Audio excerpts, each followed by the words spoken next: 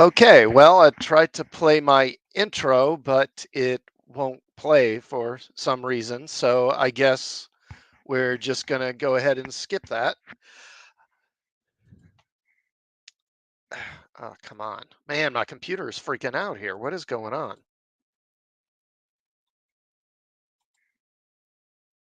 Hey.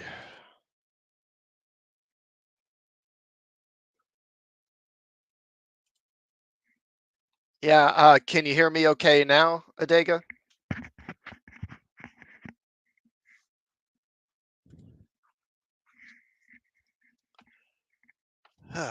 I don't know. When I tried to play that musical intro I usually play, my computer just I don't know, it flipped out or froze or something. I don't know. Well, anyway, we can skip that.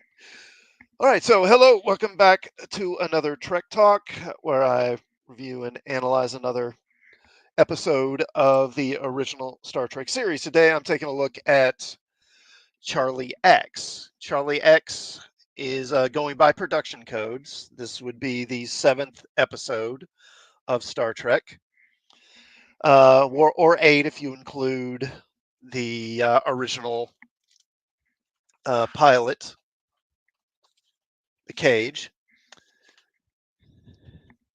You're cooking? Okay, cool. Hope it's something good. I just got through eating myself. All right, so this episode was written by, the story was by Gene Roddenberry, and the teleplay was by DC Fontana. And this is from the October 10th, 1966 issue of TV Guide. Charlie X. Spock is suspicious of Charlie Evans. The 17-year-old says he was the sole survivor of a spaceship crash when he was 3 and that he managed to live completely on his own.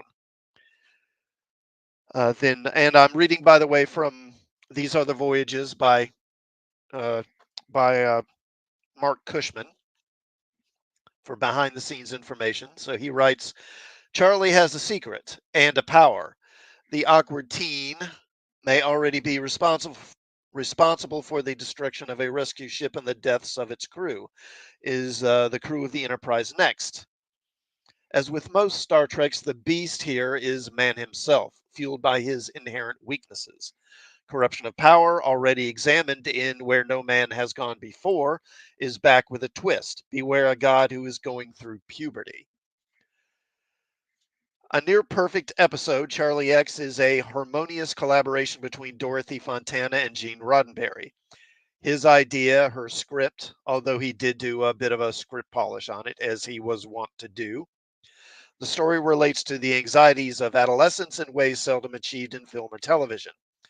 At its core and with its conclusion, this is a tragedy. Nothing conveys this more than Charlie's final moment as the Thasians return to claim him and he pleads, Please don't let them take me. I can't even touch them. They don't care about anything.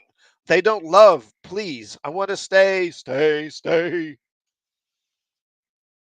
The story reveals what can happen when power is placed into the hands of an emotionally immature person. Charlie is a victim of his upbringing, or rather his lack thereof. Blame his foster parents, the Thasians. Now, normally I'll read from the book about behind the scenes stuff and then go through the episode, but I think I'll go through the episode first this time and see how that works. I don't know. I think that might work a little better.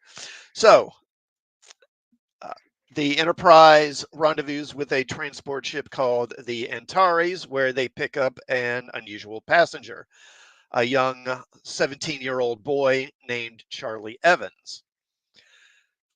We're told that Charlie Evans apparently survived a crash when he was 3 years old on a world called Thasus. And he essentially was raised by the ship's computers, for lack of a better term, and has had no human contact until he was recently found and rescued by the Antares. It's kind of an inadvertently funny episode because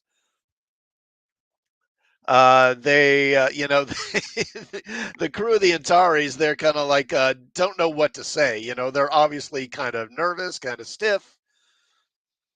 And then Charlie, Charlie does what I call his derp face, for lack of a better term, where he rolls his eyes up. And then suddenly, the captain of the Antares and his first officer are like, "Oh, Charlie's great. Charlie's great. He's wonderful, wonderful boy. We love him so much. But we can't stick around. We gotta go. Gotta go." And Kirk's like, "Do you need any supplies? Sorry and brandy, Quado triticale, anything like that?" And they're like, "Nope, nope, nope. Gotta go. Gotta go. Thanks anyway." So they depart. And then Charlie meets Yeoman Rand, who comes to the transporter room. And Charlie is a bit bewildered by Rand because he's never seen a live female before. And I love this look on Rand's face here. She just got this look like, why do you always send the weird ones to me?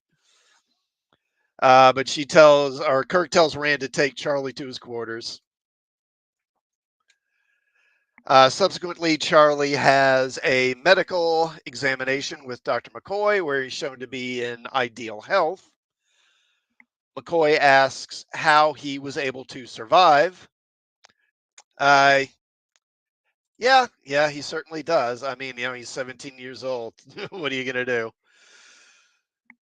do? Um, Charlie, so he's having his medical examination, and McCoy asks how he was able to survive alone, and Charlie explains it by saying he just found native plants to eat or something like that, which to me seems like a rather shaky explanation, but McCoy seems to accept it. And then he asks McCoy, "Do you like me?" And McCoy's like, "Yeah, I guess I like you." And Charlie notes that the crew of the Antares didn't like him. Then we see Charlie moving about the ship, watching people going about their work. He sees a couple of techs working. One of them slaps the other guy on the behind. Subsequently, he finds Rand and gives her a gift, a bottle. I guess this is supposed to be perfume. I don't think they really say what it is. But he offers it to her, and she's a bit amazed because it's her favorite perfume or whatever. And she knows they don't stock any of it on the ship, so she's kind of like, "How did you get this?" He kind of dodges that question, but he is eager to spend time with her. Obviously, he's developed an attachment to her already. She's going on duty, so she says, "Look, how about you meet me in the rec room after my shift?" And he's like, "Okay," and gives her a smack on the bottom. Which of course she reprimands him for and tells him not to do that and tells him to speak to McCoy or Kirk, and they will explain why that is inappropriate. Hail at Edge of Time. Thank you for stopping by, sir. Appreciate you stopping by. Okay. So on the bridge, McCoy and Spock are talking, and Spock is uh, speculating that Charlie must have had some help surviving on this planet because there's just again, the food on the ship would have been gone in about a year, and there's no way a three-year-old kid could have survived all that time on his own without food. McCoy is insistent. Oh well, he just found stuff to eat, which I'm like, yeah, come on, McCoy, you're smarter than that, surely. And Spock speculates that he was aided by the Thasians, natives of Thasus, although they are apparently just considered mythical, that they're not, no one believes they're real. Kirk then says that Charlie's going to need guidance, particularly male guidance, particularly dealing with the travails of adolescence. To which McCoy quickly says, "Well, he seems to like you. Maybe you should do it." And Kirk's like, "Yeah, nice try. You're going to have to do that instead." In the rec room, Spock is playing his harp, and this is where we get our first look at the Vulcan harp. It makes its first appearance here. And Uhura is there, and she is kind of starts humming with the music, and she sort of apologizes for interrupting. Then Spock gets unusually playful considering his character. He starts playing and more or less invites in Uhura to sing. So she goes into an impromptu song, which gives Nichelle Nichols a chance to show off, some of her talent besides acting. She was an experienced stage performer, a vocalist and dancer, and she sings a song that kind of lightly teases Spock. Charlie arrives and he's kind of annoyed that she's getting all the attention. And then she sees Charlie, so then she starts to sing a song about Charlie. It makes him, very nervous. He doesn't like it. And he then does his head thing, and then suddenly Uhura loses her voice and can't speak. And it's kind of odd because there's a lot of people in the rec room and they're enjoying her song, and then suddenly she can't sing. But it doesn't seem like anyone but Spock even notices that she's lost her voice. But then he starts showing Rand some card tricks, including cards that have her image on them. And then he pulls a card out, shows it to her, then puts the card away, and then of course a few seconds later it appears inside her dress. And everyone applauds his card tricks, and he's pleased and likes the attention. Then later he approaches Kirk and talks to him about the bottom slapping incident, and said that Rand should tell. Rand told him to talk. Rand told Charlie to talk to Kirk about it. And Kirk is really no help at all. He's just kind of awkwardly is kind of like, well, you don't hit a girl, and yeah, something like that. Then he's called to the bridge, and Charlie tags along. Oh, and this is here's a bit of a continuity error. Actually, more than a bit of one, because here Kirk is wearing his gold shirt, of course, and then he and Charlie get into the turbo lift to go to the bridge. But then when they emerge from the turbo lift, he's wearing his green tunic. So a bit of a screw up there. And Cushman's book does explain this, so I'll talk about that after the episode review. So they get a message from the Antares, and the ship's captain says, I need to speak to Captain Kirk. I need to warn him. And then the signal goes dead. And Charlie's like, gee, I hope nothing happened to them. And then Spock uses his scanners and just finds debris, and apparently the Antares has been destroyed. Then Kirk gets a call from the mess hall. Now, a couple of minutes earlier, in an earlier scene, Kirk is talking to somebody, and he's talking about Thanksgiving dinner. And he says, if the crew is going to have Thanksgiving dinner, I want it to at least look like turkey, even if it's just like synthetic meatloaf or some line like that. Well, he gets a call from the galley, and the cook in the galley says, we put meatloafs in the oven, but now there's turkeys in the ovens. And then Charlie kind of snickers, kind of giggles, and then leaves the bridge. Later, Kirk and Spock are playing 3D chess. Kirk is a bit preoccupied, and he expresses some, condolences about the crew of the Antares, and finds it odd that they weren't aware there was anything wrong with their ship, which just suddenly exploded. And then Spock says that, it's kind of curious how Charlie seemed to know what had happened before we did. Kirk dismisses that. Then Charlie shows up, and then Kirk leaves, but he says, hey, Spock, why don't you teach Charlie 3D chess? And Spock is like, oh, great. So he tries to tell Charlie some of the basics of it, but Charlie doesn't really want to listen. He's like, whatever, let's just play. And of course, Spock very quickly gets Charlie in checkmate. Charlie gets upset, at which point Spock's like, yeah, I've had enough of this crap, and leaves. And then after he leaves, Charlie melts the chess pieces. Then in the hallway, he runs into Rand again, and Rand has another female yeoman with him, Yeoman Lawton, who he introduces to Charlie, clearly in an attempt to try and get him interested in a girl who's closer to his age.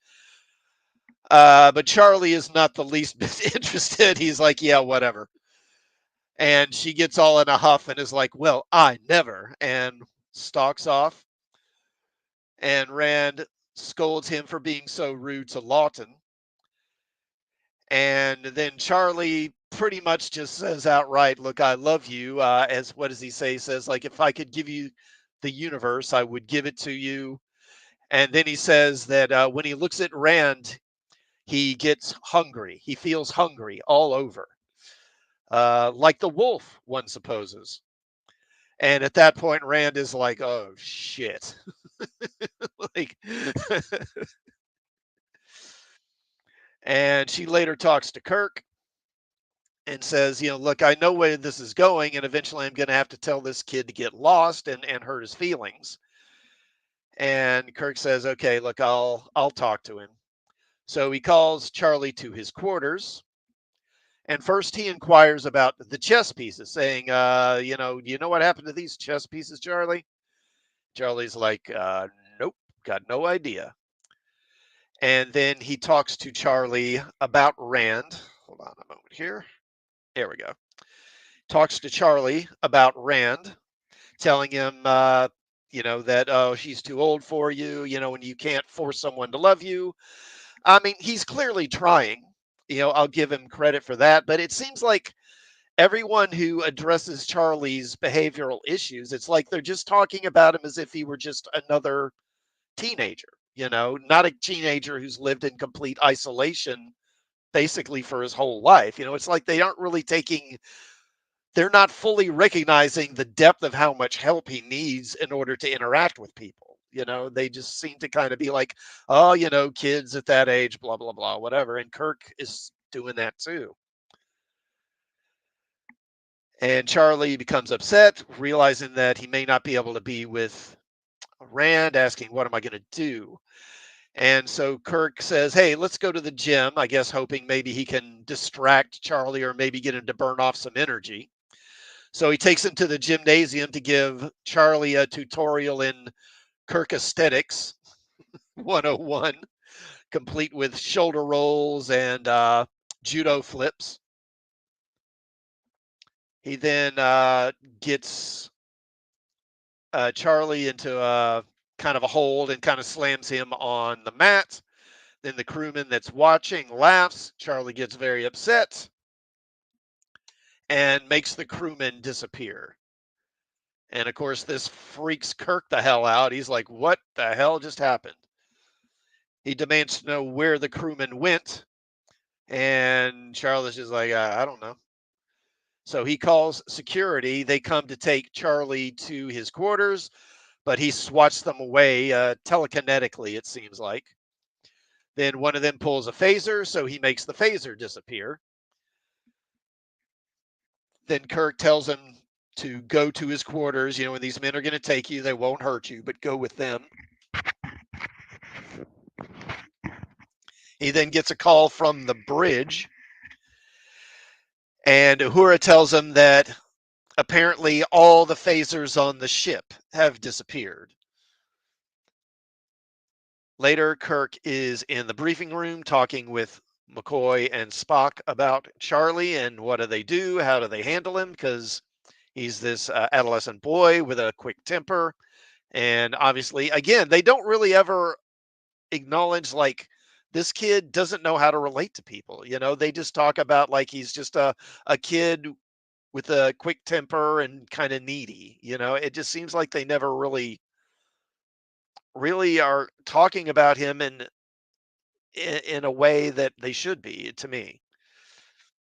But Spock and McCoy both suggest that Kirk is a male authority figure that Charlie seems to respect, and so he needs to keep Charlie in check and basically kind of keep Charlie's attention focused on him because Charlie seems to be willing to obey him and listen to him.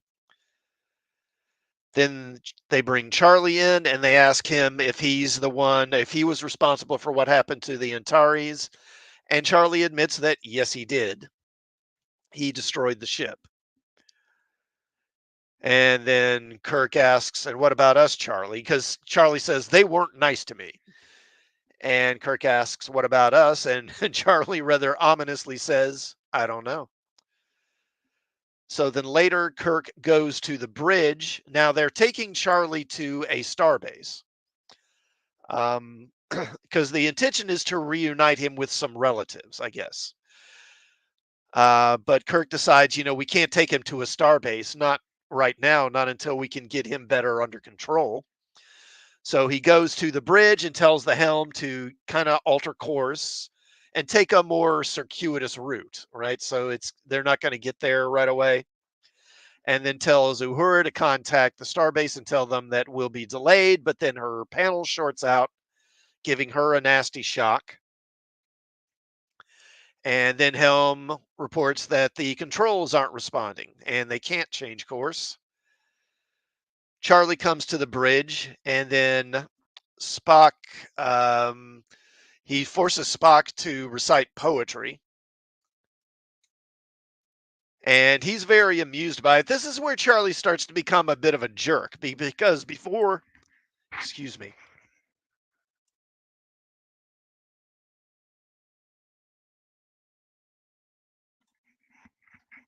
sorry, I had to cough. So before, he's just been kind of almost like a very insecure kid, but now he becomes kind of a bully. He's clearly kind of enjoying toying with Spock and making him do things. But Kirk makes him stop, so Charlie leaves, and then Spock tells Kirk, "Look, eventually this kid's not going to back down anymore, and we're going to have to deal with him." And to me, this is kind of reminiscent of Where No Man Has Gone Before, where, of course, Gary Mitchell gets altered and starts developing powers. And Spock, like immediately, like as soon as he starts showing signs of any unusual ability, Spock is immediately basically, we got to kill that guy. Now, he isn't saying kill the boy, but I don't know. You can kind of read between the lines. It's like, we got to do something with this kid. In the halls, Charlie encounters Lawton again, who asks what's bothering him, and he changes her into a newt. Now it's an iguana. Then he goes to Rand's quarters and enters uninvited, which upsets her. And then he offers her a flower, and she's just like, "What are you even doing here? You got no business being in here." But she switches on her intercom so Kirk and Spock can hear them talking, so they go to her quarters. But then he swats them away telekinetically. And I did notice a bit of a blooper. If you look at the wall behind Kirk and Spock, there's a very obvious crack in the wall of the ship, which I think is where McCoy's knee hit it, or not McCoy, Nimoy's knee hit it probably. And then Rand slaps Charlie. He gets angry and he makes her disappear. He then inflicts pain on Kirk and then tells him, running the Antares was easy, but the ship is a lot bigger, so I'll need you to run it for me until we get to the starbase. And oh yeah, and then he gets up, or Kirk gets up, but then Spock says he can't stand his legs are broken. So McCoy, or why do I keep saying McCoy? So Kirk insists that Charlie fix Spock, which he does. And so then they set up a bit of a trap. They bring Charlie to this room, but then the room has a force field, a security field in it to keep him trapped. And after it zaps him, he then just makes the doorway and the whole wall disappear. And then he freezes Nimoy, or freezes Spock and Kirk. and tells them, "You're going to regret doing that to me." He then roams through the halls some more and starts messing with people. One female crewman he encounters, he makes her old. Another woman, he erases her face, which is freaky. You wonder how she survived that. Because, I mean, how do you breathe? How do you breathe if you got no nose or mouth? Then later on the bridge, he's at the helm and pretty much running things. But then Uhura says she's getting a subspace signal. And at that, Charlie kind of freaks and is like, uh-oh. But then he leaves the bridge, and Kirk decides he's going to have to confront Charlie. McCoy and Spock warn against it, saying, at this point, he's liable to just make you disappear too if you push him too hard. But Kirk points out once we get where we're going, once he doesn't need us anymore, he's probably going to kill us anyway. He also speculates that Charlie hasn't made anyone disappear since seizing control of the ship. So he suggests that maybe Charlie can't do that anymore. Maybe he's kind of reached the limits of his power. So maybe if I confront him now, he won't be able to just vanish me away. Charlie comes back to the bridge, takes a seat in the captain's chair. Kirk tells him, "Get the F out of my chair." He winds up grabbing Charlie and throwing him out.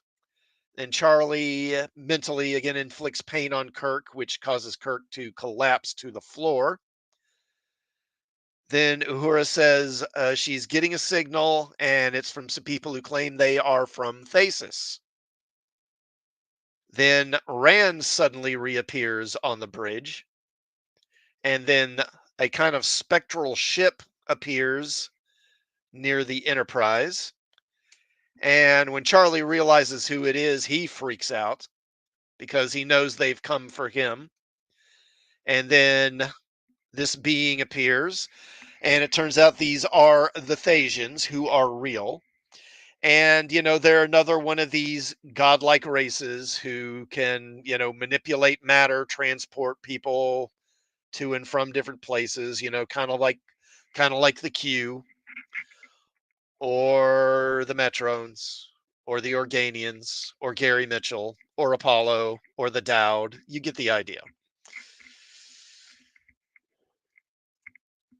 So they say they're going to take Charlie back to Thasus, and Charlie begs and pleads for them not to take him, saying he can't stay with them. They're mental beings, I guess. They have no physical form, so he says, you can't touch them.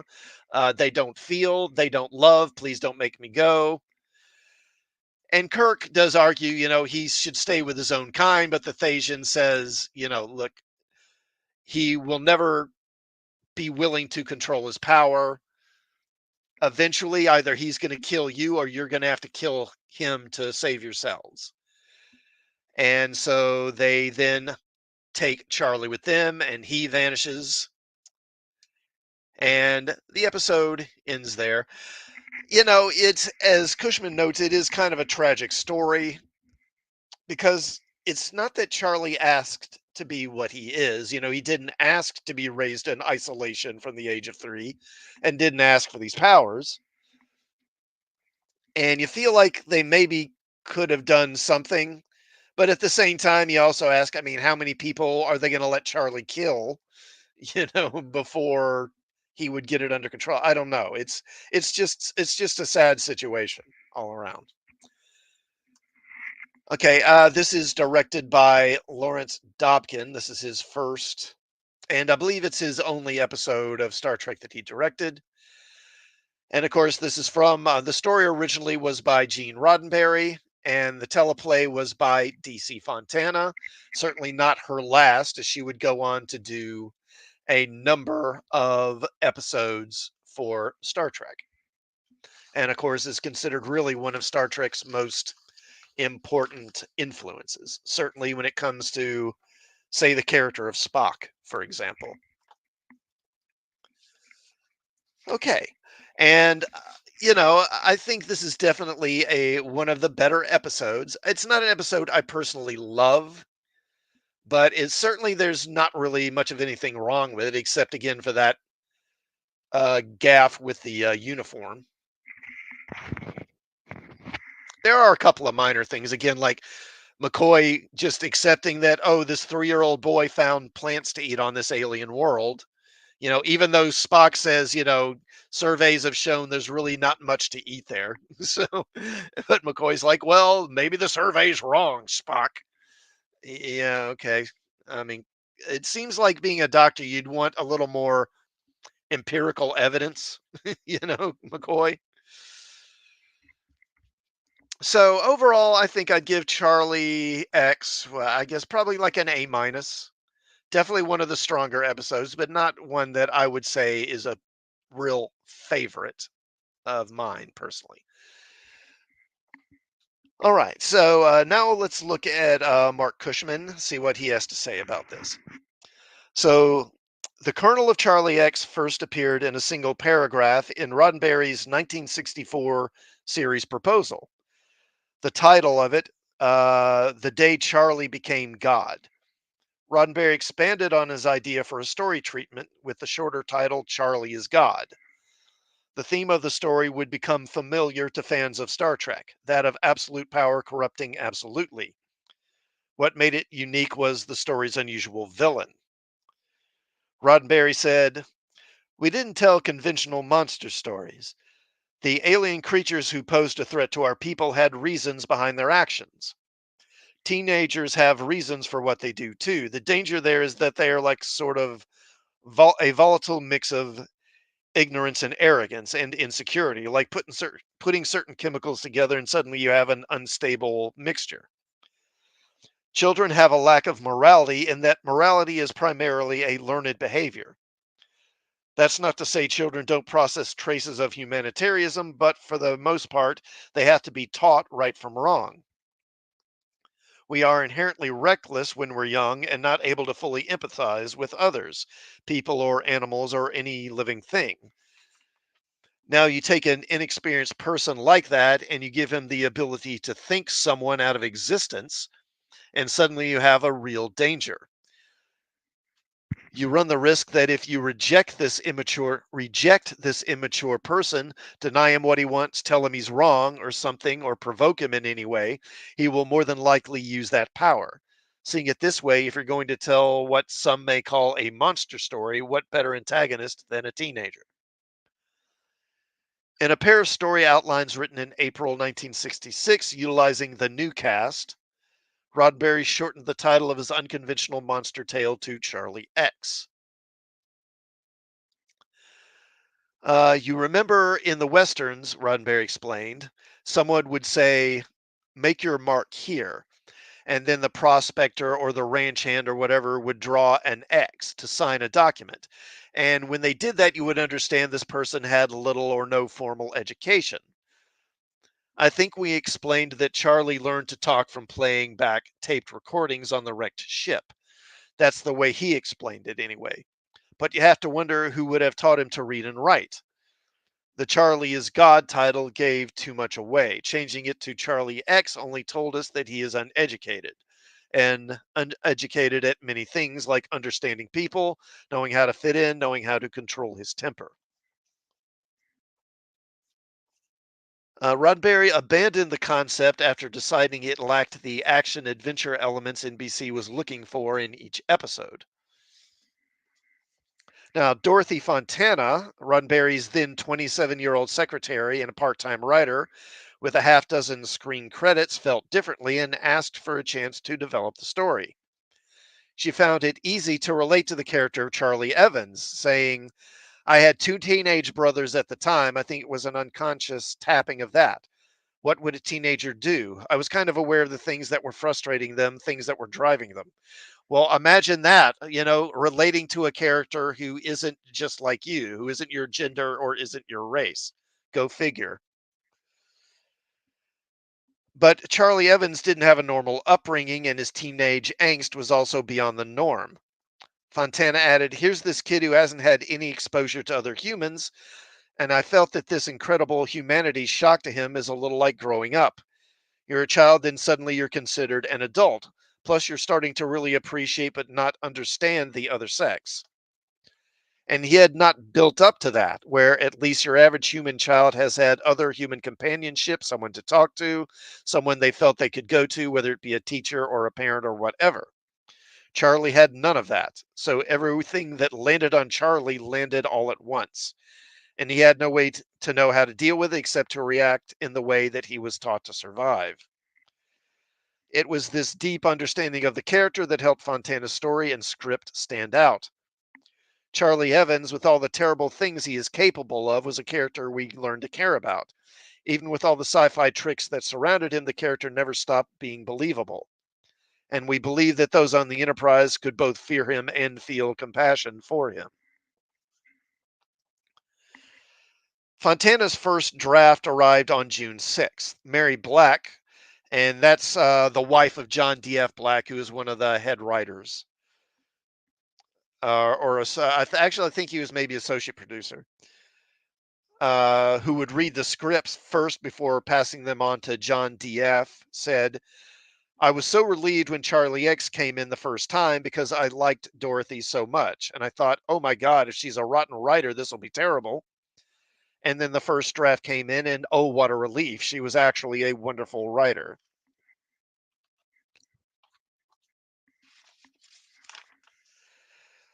Regarding another change to the script, Fontana remembered coming to work to find her scenes about the guilelessness of youth were now rewritten into a teenager's introduction to his raging hormones. When I brought this up with her, she said, quote, sex always found its way into Gene's work, unquote. John Black said, quote, GR's habit was to put sex into everything. It drove Dorothy crazy because he did that to Charlie X. He had to make it sexy, unquote. Charlie's pat on Yeoman Rand's rump was already in Fontana's script, as was his innocent question in the teaser, is that a girl? The big change really was a shifting and sharpening of dialogue in the man-to-man talk Charlie is given by Kirk.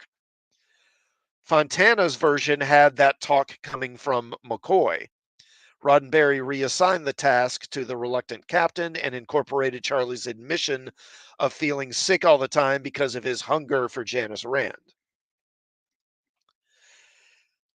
Quote, there is a good example as to why I wanted to do Star Trek, Roddenberry said. You can take on subjects, say things you can't say on other shows. Now, that one, it could tell teenagers that they weren't alone with what they felt, with that confusion, wanting so much but not knowing how to go about getting it, and really not even knowing why you want it. And where are you going to hear a father son talk like that between Kirk and Charlie? Could fathers know could fathers knows best do a talk like that? Maybe, but very much disguised, not like this. It was in Roddenberry's draft where new lyrics to the traditional Scottish tune Charlie is My Darling were added, giving accompaniment to Uhura was Spock picking at his Vulcan harp. But most of Roddenberry's changes were confined to moving things around and tightening and rephrasing a few lines. This was the least amount of work he had done on any script from this period. There was no question in anyone's mind that if the series were picked up for additional episodes, Fontana would be writing again, and Gene Roddenberry might be looking for a new secretary. Fontana thanked Roddenberry for letting her moonlight and demonstrate her abilities as a writer when it came time to submit the proposed screen credits to the Writers Guild. Just as with teleplays, per strict guild rules, a producer cannot take story credit from a freelance writer without first proving that at least 51% of the story elements were his. Even though Fontana used Roddenberry's last outline more as a springboard into her own treatment and did not stay close to his structure or the character of Charlie as originally envisioned, she nonetheless gave her boss full credit for the story. She said, the Writers Guild actually called me and said, technically you are an outside writer, so this has to be arbitrated. Arbitration has to look at it. Are you sure you want to give him full story credit? And I said, yeah, sure. So I just took the credit for the teleplay. But yes, I developed the story. If you look at the drafts, you can see it. All right, now Lawrence Dobkin was hired to direct. He was actually more of an actor than a director, with hundreds of credits in film and TV, including the 1955 film Illegal, which also featured DeForest Kelley. He turned to directing in the 50s for series such as The Rifleman, The Donna Reed Show, and 77 Sunset Strip.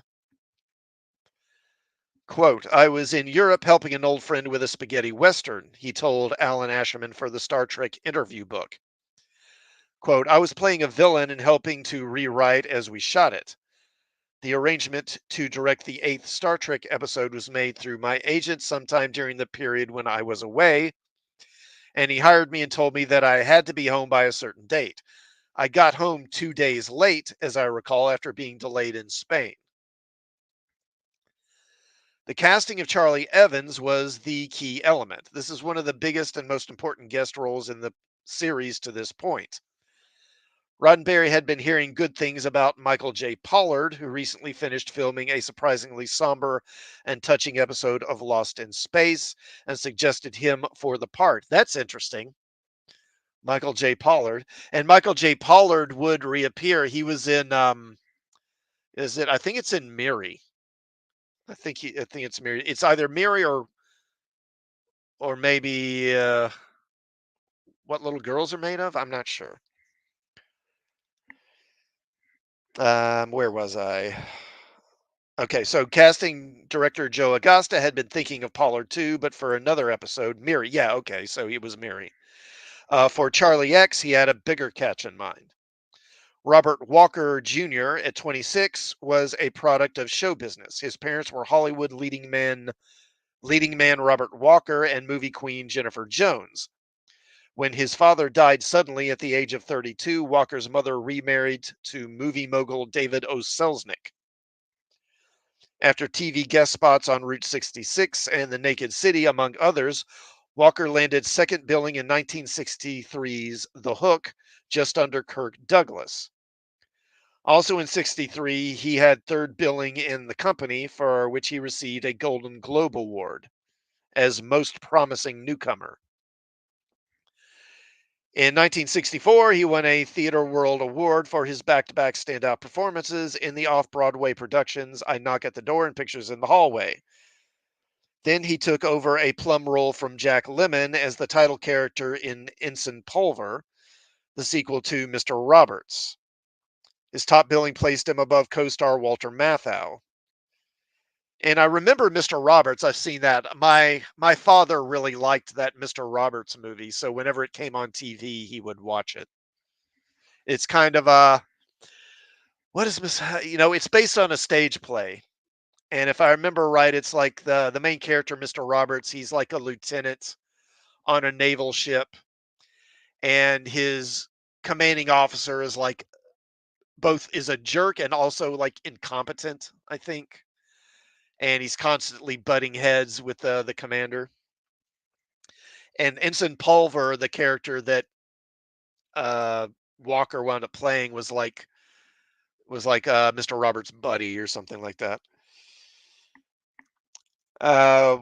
During all of this, Walker continued to make selected high-profile appearances on television. Even though he was 9 years older than the character, the role of Charlie Evans appealed to him.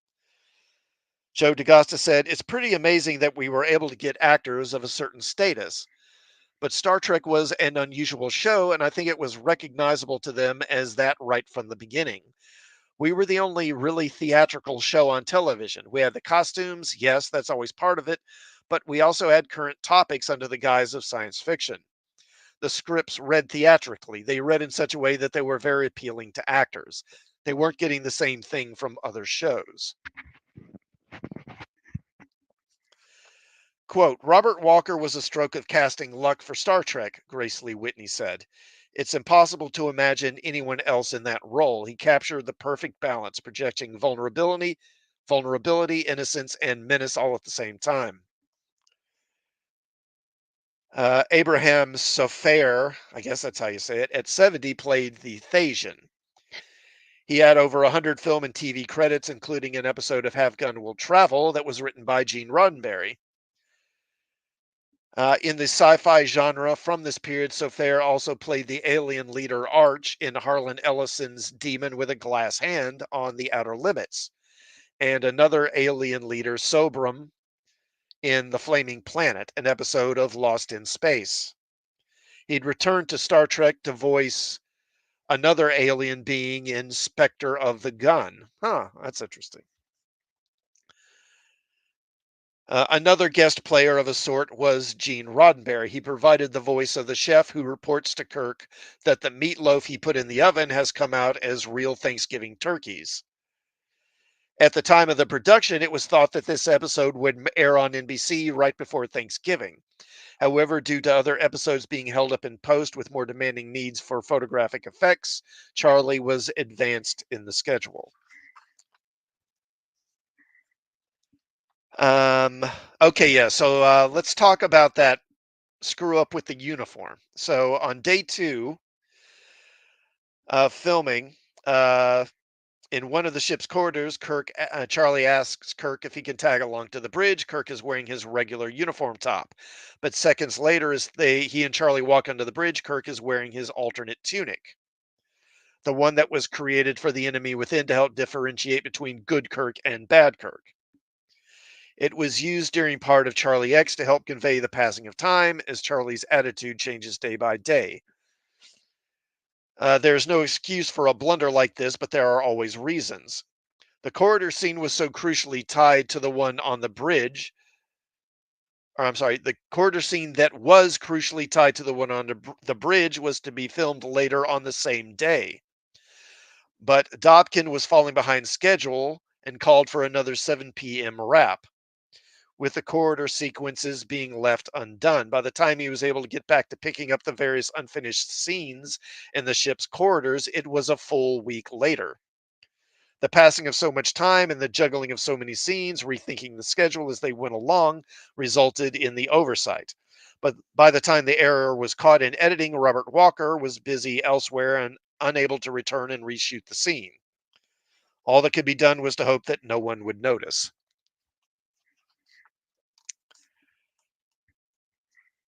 Um, So Robert Walker Jr. was needed for all 7 days of filming. Grace Lee Whitney, struck by his devotion to creating and maintaining a character, remembered, quote, he wouldn't go near anybody while we were shooting because he didn't want to be friendly with us. He wanted to be method, to stay in character, even though he was not in character. I didn't understand it then while we were doing it. You know, you never understand anything when you're doing it, but in hindsight, he didn't want to get close because Charlie was so alienated from us. Whitney recalled at the end of that last day, Walker did make a point to let his fellow actors know how much he relished his time on Star Trek and how impressed he was with the caliber of work that they had accomplished together. Quote, I thought he was excellent, Dorothy Fontana said. He was a fine actor, a little old for it, but still looked young. When I saw the finished show, I thought, gee, he really did a good job, and he managed to pull off a lot of the things that were important to me. Lawrence Dobkin was struck by the entire cast. He later recalled, the sense of cooperative effort was very, very strong. Shatner's ability to envision shots was evident, even though he hadn't started directing yet. I could say something there, but I won't. Despite the fond words, those personal problems Dobkin had, and the resulting overtime that caused Charlie X to go over budget, resulted in it being his only directing job on Star Trek. Dobkin would return to Star Trek, however, as an actor. He would play Ambassador Kell in the Star Trek The Next Generation episode The Mind's Eye. And I believe that is the episode where the Klingon, or is it the Romulans? I think it's the Romulans, or somehow they manage to take control of Geordi, like brainwash him and make him their puppet, and they want him to assassinate somebody.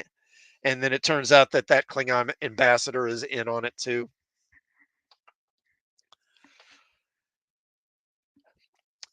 NBC didn't want Charlie X to be the second episode to air. But other than the second pilot, Where No Man Has Gone Before, which lacked several of the series' regular characters, there were no other episodes ready to be aired at that point.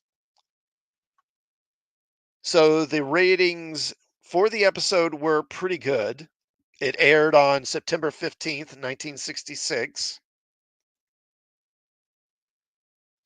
According to the Nielsen National Report for that evening in the 8:30 to 9 slot, it had a 32% audience share, which put it second behind My Three Sons, which had 34%. And then in the 9 to 9:30 slot, during the second half hour, it had a 28%, which put it third behind the CBS Thursday Movie and almost tied with Bewitched. According to this report, Star Trek delivered a hard blow to the season premiere of Bewitched. Just weeks earlier, and for the entire previous season, Bewitched had been ABC's highest rated series and the seventh biggest audience grabber on television. Now, with the airing of its first full color episode, the National Arbitron rating service showed it missing the top 20 altogether.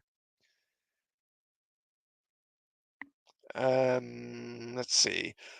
According to the October 16, 1966 issue of the New York Times, Nielsen numbers showed that the 9 to 9:30 race was actually quite close.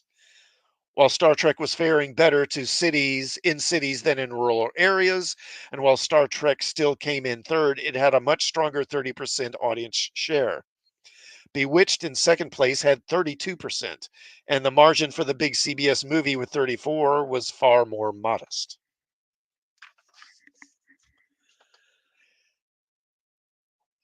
DC Fontana said, quote, "I always liked that show. It felt really good for my first Star Trek." Grace Lee Whitney said, quote, "The whole first year of Star Trek, I believe, was made from the most fascinating scripts ever written. Charlie X, I thought, was especially brilliant, but all those scripts were truly amazing." Lawrence Dobkin said, quote, "Probably my best memory of Star Trek is all those people that young in the series, they did not yet have the approval of the crowd. They hadn't any support from what clearly was an attempt to bring humanities into another time zone, to graft today's relationship in some fashion onto a different time frame and keep the realities and the human interaction going. What a talented bunch of people." Okay, so where are we at here? We're about what, 55 minutes, I guess. All right, I guess I'll go ahead and wrap it up there for Charlie X. And as I say, I think I'll give this one an A minus. Overall, very strong episode. Like a lot of Star Trek episodes, really, it's the guest star that really kind of makes it work. And Robert Walker's performance as Charlie is so central to this episode. Really, it kind of hinges on him to a large degree. And as they say in the book, he really did kind of make this episode work. Just an excellent performance by him. I'll go ahead and wrap up there. I will be back next week with another Trek Talk. Next one will be episode 8, Balance of Terror, another absolute classic episode. So I want to thank everyone who has shown up during the stream and those who will watch on a replay as well. Please do like the stream and sub to the channel and check out some of my other videos while you're here as well, if you would. And I will see you all next week. Have a good evening.